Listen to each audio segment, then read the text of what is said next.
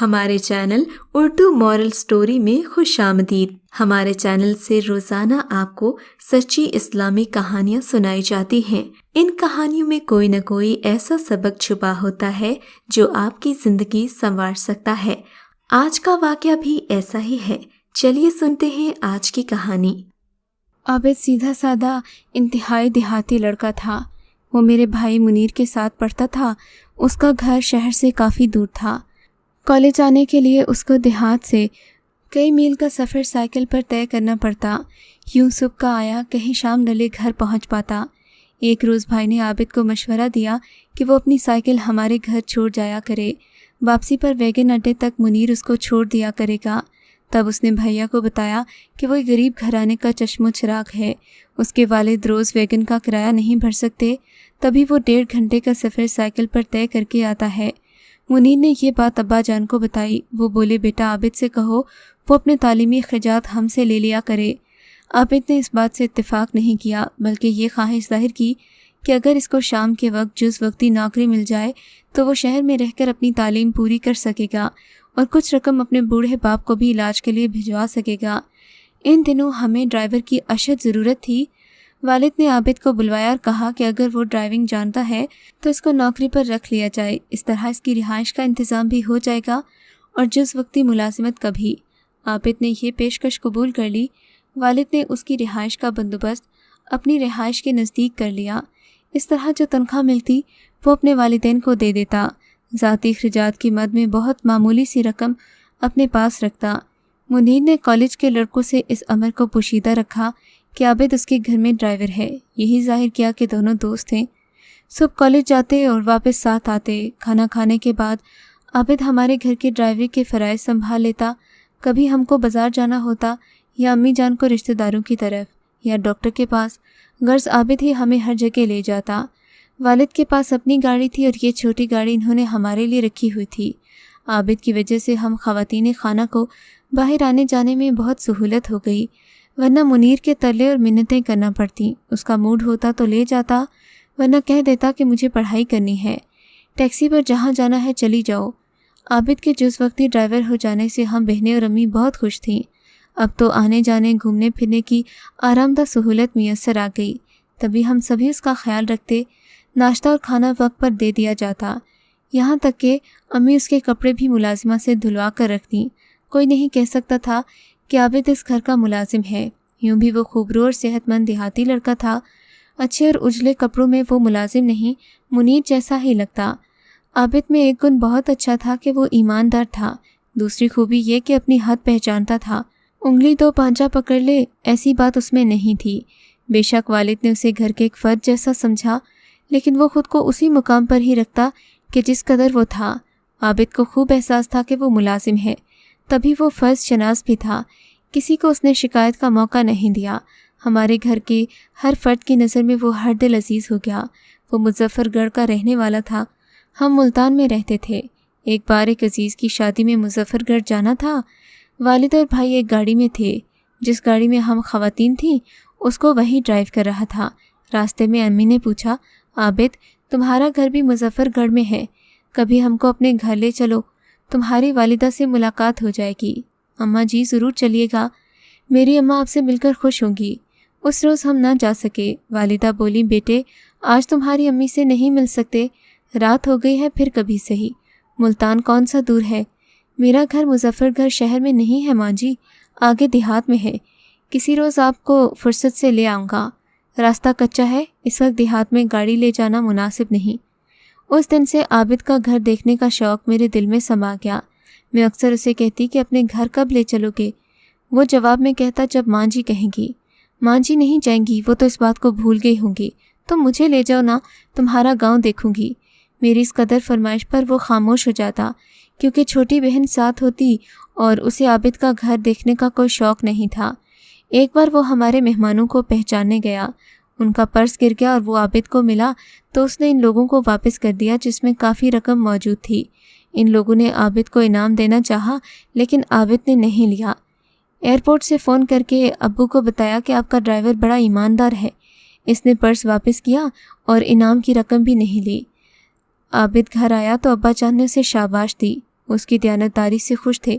اس دن کے بعد سے انہوں نے واقعی میں عابد کو بیٹا سمجھ لیا اور اس پر بھروسہ کرنے لگے۔ عابد کو ابا جان کے بھروسے کا مان تھا۔ وہ اور زیادہ اس بات کا خیال رکھتا کہ میرے باپ کے بھروسے کو اس کی کسی غلطی سے ٹھیس نہ لگ جائے۔ وہ پہلے سے بھی زیادہ محتاط ہو کر رہنے لگا۔ مجھ کو عابد پہلے دن سے اچھا لگتا تھا۔ اس کی وجہ اس کا ہمارے ساتھ بہت زیادہ تابع دار ہونا تھا۔ ہر بات پر کہتا جی بی بی جی ٹھیک ہے، کبھی بہانے سے کام نہ لیتا۔ ایک دن مجھے شرارت سوچی، اس کو ایک خط لکھ دیا۔ خط میں کچھ نہ سمجھی کی باتیں بھی تھیں۔ اس نے خاموشی سے خط لے لیا مگر جواب نہیں دیا۔ اس کے بعد تو میرا معمول بن گیا، روز ہی خط لکھ کر اسے دینے لگی۔ اوٹ پٹانگ جو بھی آتا میں خط میں لکھ لیتی۔ میں میٹرک کی طالبہ تھی، چھوٹی بہن 9ویں میں تھی، وہ ساتھ ہوتی۔ عابد میری کسی بات کا جواب نہ دیتا۔ گاڑی میں سارا راستہ خاموش رہتا۔ خاموشی سے تنگ آ کر میں کاغذ پر اسے باتیں لکھ دیتی۔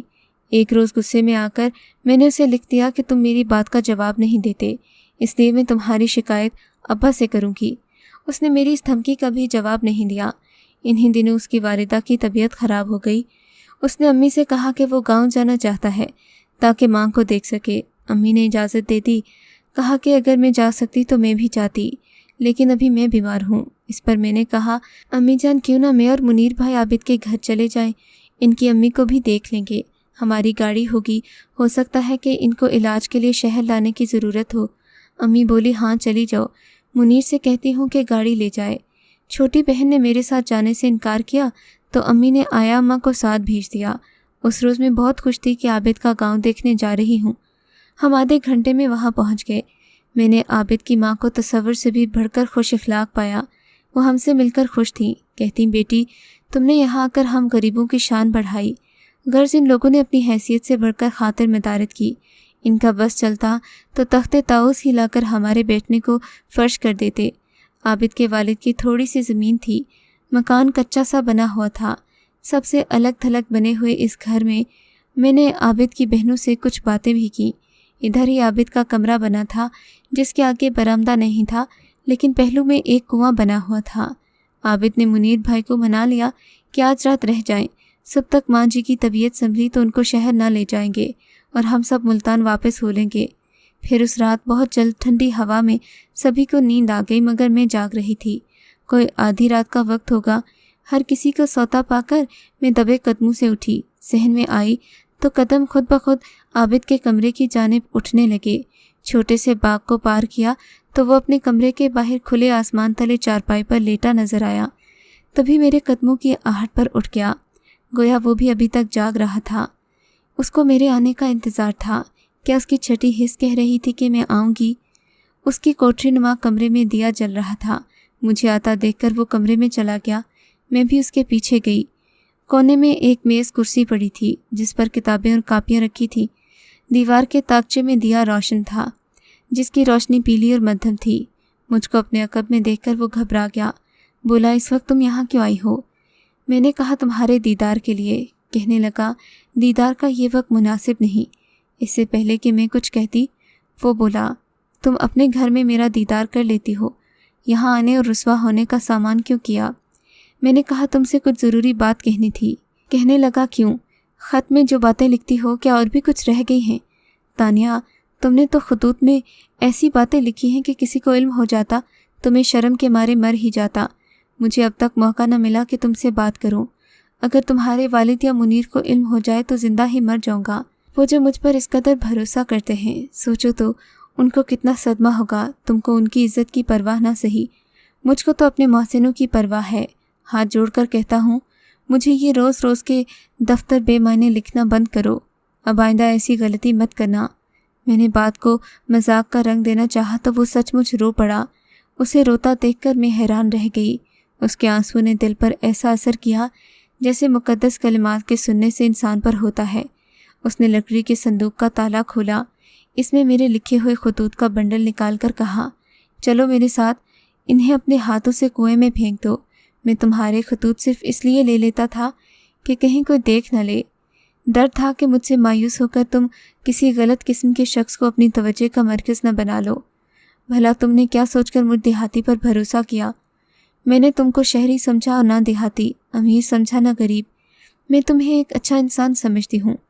میں نے خطوط کنویں میں پھینکے۔ اس کے بعد عابد نے مجھے سمجھا بجھا کر واپس بھیج دیا اور خود کوٹری میں چلا گیا۔ اس روز مجھے احساس ہوا کہ وہ کتنا سمجھدار اور باکردار ہے اور میں کتنی نادان اور احمق ہوں۔ پھر وہ گھڑی بھی آ گئی جب لڑکیاں چھپ چھپ کر بزرگوں کی باتیں سنتی ہیں۔ میرے والدین میرے رشتے کی باتیں کرنے لگے، اندیکھی خواتین مجھے دیکھنے آنے لگیں۔ تبھی عابد کی جدائی کے خیال سے میں مرجھانے لگی، رفتہ رفتہ رنگ پیلا پڑنے لگا، میں بیمار سی نظر آنے لگی۔ والد اور اماں کو علم ہو گیا کہ کوئی روگ مجھے اندر ہی اندر کھا رہا ہے۔ امی جان ان عورتوں کی دعوت کرتیں، جبکہ میرا شادی کے نام پر رد عمل ان کی نظر میں غیر متوقع تھا۔ ڈاکٹرز کو بھی دکھایا، لیکن میرا مرض کب کسی کی سمجھ میں آنے والا تھا؟ وہ تو صرف عابد ہی جانتا تھا۔ اس کو اپنی عزت اور کم مائگی کا احساس تھا۔ وہ آگے بڑھ کر محسنوں سے ایسی چیز مانگنے کا حوصلہ نہ رکھتا تھا جسے حاصل کرنا اس معاشرے نے دشوار بنا دیا، کیونکہ یہاں ایک مالدار آدمی کی بیٹی کا بیاہ کسی غریب دیہاتی کے ساتھ ہونا معیوب سمجھا جاتا ہے۔ بالآخر امی کو ایک لڑکا پسند آ گیا۔ انہوں نے میری دکھی طبیعت کو نظر انداز کر دیا، یہ سوچ کر کہ شادی کے بعد ٹھیک ہو جائے گی، مگر میں بیمار پڑ گئی۔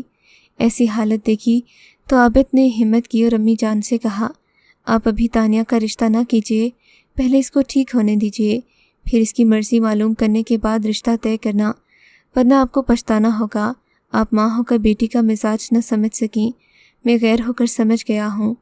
والدہ نے خود مجھے عابد کی یہ بات بتائی تو روتے روتے میری ہنسی نکل گئی، جیسے کسی نے میرے تن مردہ میں نئی روح پھونک دی ہو۔